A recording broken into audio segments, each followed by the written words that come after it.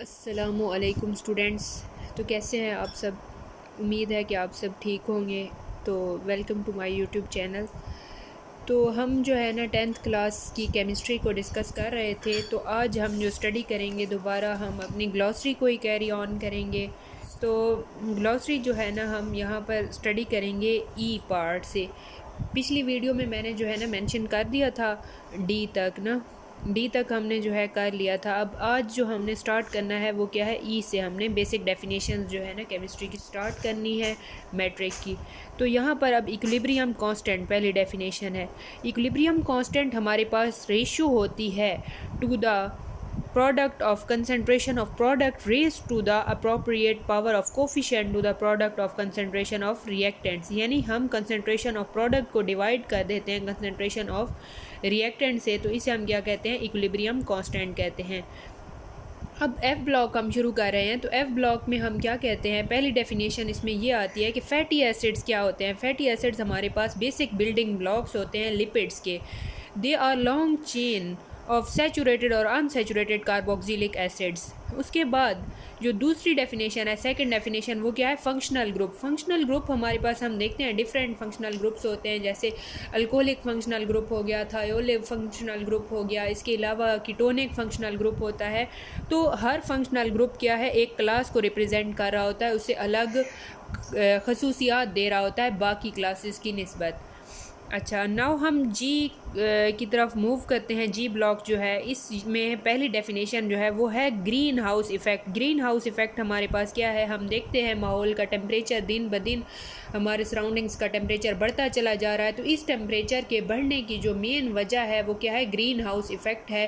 Carbon dioxide की accumulation है हमारे इन्वायरमेंट के अंदर, जिसकी वजह से क्या होता है, ग्रीन हाउस इफ़ेक्ट काज हो रहा है।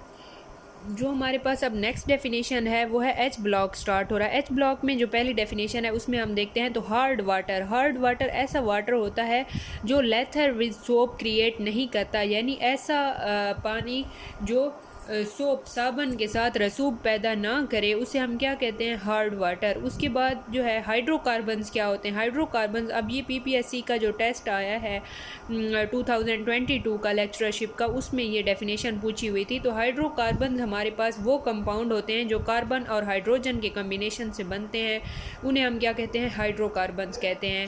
हाइड्रोजिनेशन अब हमारे पास क्या है, तो हाइड्रोजिनेशन एक ऐसा प्रोसेस है जिसमें हम अनसेचुरेटेड कंपाउंड्स, जैसे हमारे पास अल्कीन्स और अल्काइंस होते हैं, तो इनके अंदर हम एडिशन करते हैं हाइड्रोजन की in the presence of some catalyst. और वो कैटलिस्ट हमारे पास निकल भी हो सकता है, कैडमियम, प्लाटिनम, कोई भी हो सकता है, तो उनके एडिशन करते हैं। तो ये हमारे पास हाइड्रोजिनेशन है।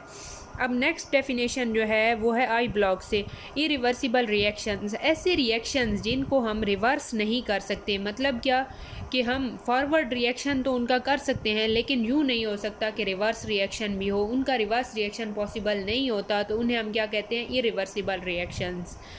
नेक्स्ट जो है हमारे पास इंडस्ट्रियल वेस्ट। वेस्ट क्या होता है, कोई भी मतलब फाजिल मादा, यानी जो फुजला होता है एक किस्म का, जो एक्सक्रीशन होती है वो किसी मतलब काम की नहीं होती। जैसे इंडस्ट्री से अब खारिज होते हैं मुख्तलिफ़ तरह के, जैसे लेड हैवी मेटल है और भी हैवी मेटल्स इंडस्ट्री से जो खारिज हो रहे होते हैं, तो उन्हें हम क्या कहते हैं, इंडस्ट्रियल वेस्ट। उसके बाद लॉ ऑफ मास एक्शन, ये हमें क्या कहता है कि rate of a chemical reaction is directly proportional to the product of concentration of its reactants raise to the power equal to the number of moles as in the balanced chemical equation. Next definition जो है Lewis acid. Lewis के acid base concept के मुताबिक acid वो चीज़ होती है जो electron deficient होती है और जो एक्सेप्ट करती है पेयर ऑफ इलेक्ट्रॉन्स को, लाइक AlCl3, FeCl3, BF3, ये हमारे पास क्या है, लेविस एसिड हैं। उसके बाद लेविस बेस हमारे पास क्या है, लेविस बेस हमारे पास ऐसा सब्सटेंस होता है जो क्या करता है, डोनेट करता है पेयर ऑफ इलेक्ट्रॉन्स को, उसे हम क्या कहते हैं, लेविस बेस कहते हैं, लाइक अमोनिया NH3 जैसे है। उसके बाद लिपिड्स क्या हैं, लिपिड्स हमारे पास मैक्रो मॉलिक्यूल्स होते हैं made up of fatty acid and glycerol. Glycerol और फैटी एसिड जब आपस में मिलते हैं तो ये क्या बना देते हैं, लिपिड्स बना देते हैं। और लिपिड हाइड्रोफोबिक इन नेचर होते हैं, वाटर सॉल्युबल नहीं होते। लिपिड्स की कॉमन टाइप्स हमारे पास फैट्स एंड ऑयल्स हैं। तो ये आज का हमारा टॉपिक था। कोई भी आपको क्वेरीज़ हों तो काइंडली आप कमेंट बॉक्स में पूछ सकते हैं।